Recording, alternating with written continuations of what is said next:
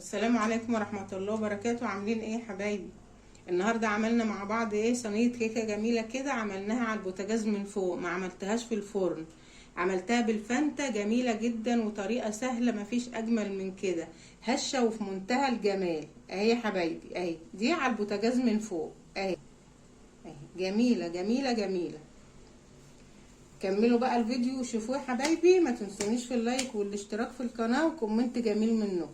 شكرا ليكم. السلام عليكم ورحمة الله. عاملين ايه يا حبايبي؟ النهاردة هنعمل مع بعض بقى ايه كيكة سريعة كده. هنعملها مش في الفرن، هنعملها على البوتاجاز من فوق. هنعمل كيكة الفانتا.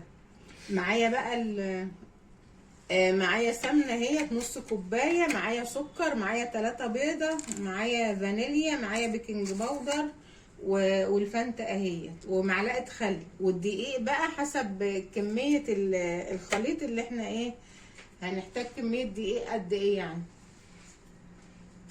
حط على السمنة حوالي كوباية سكر.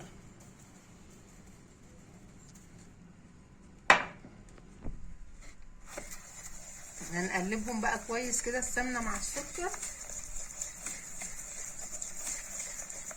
احنا دمجنا السمنة مع السكر كويس اهو. هجيب بقى البيض اضيف.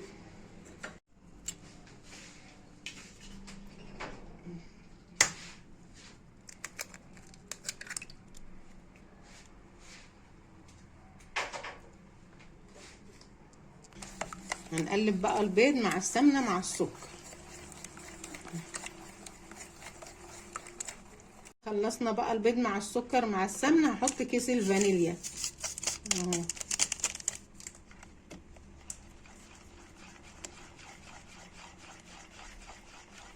كده بقى هضيف الفانتا بتاعتي.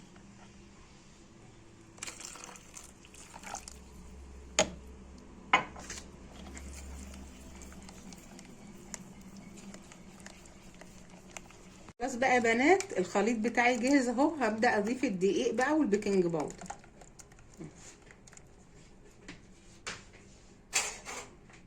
الدقيق انا نخلاه طبعا زي ما كلنا عارفين، هيدينا نتيجة جميلة.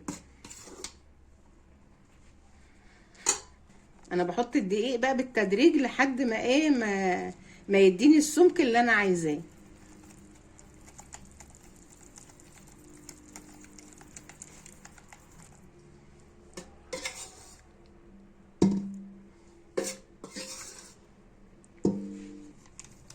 كده انا بضيف بقى مع الدقيق البيكنج باودر اهو. انا حطيت اكتر من نص الكيس.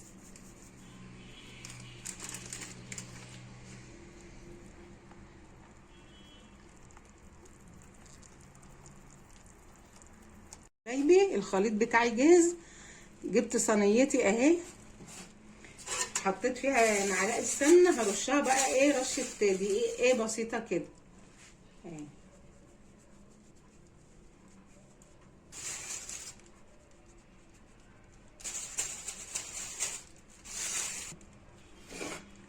هضيف بقى ايه خليط الكيكه اهي. بسم الله الرحمن الرحيم.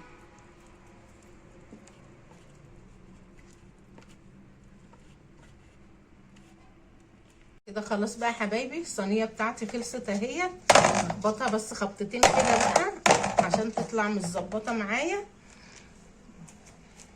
لكم انا مش هعملها في الفرن، انا هعملها على البوتاجاز من فوق. ده فرخ ورق ألمونيوم كده انا جبته وطبقته ايه كذا تطبيقه اهي.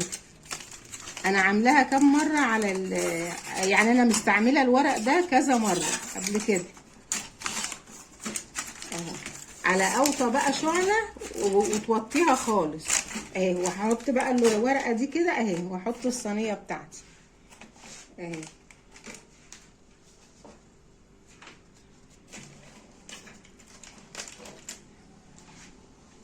يا بنات الصينيه بتاعتي انا حطيتها اهي زي ما قلت لكم على الورق الالومنيوم وعلى اوطى شعله، وبنوطيها على الاخر. بغطيها بقى بالغطا يكون محكم على الاخر عشان مفيش اي هواء يدخل للصينيه بتاعتي. مش هفتح عليها اقل من 35 دقيقه ونشوفها مع بعض. حبايبي رجعنا كده بعد ما فات 40 دقيقه بالظبط اهي. الكيكه بتاعتي بقت في منتهى الجمال اهي. خلاص انا هدخلها بقى الفرن، هديها وش بس، لكن مش عايزه تديها وش براحتك، هي كده جميله اهي في منتهى الجمال. انا هديها وش بس ونشوفها تاني مع بعض يا حبايبي. خلاص انا دخلتها تحت الشوايه مفيش 3 دقايق بقت لونها كده. عايزه بقى تخليها زي ما عملتها كده في الاول بيضه برضو بتبقى جميله يعني.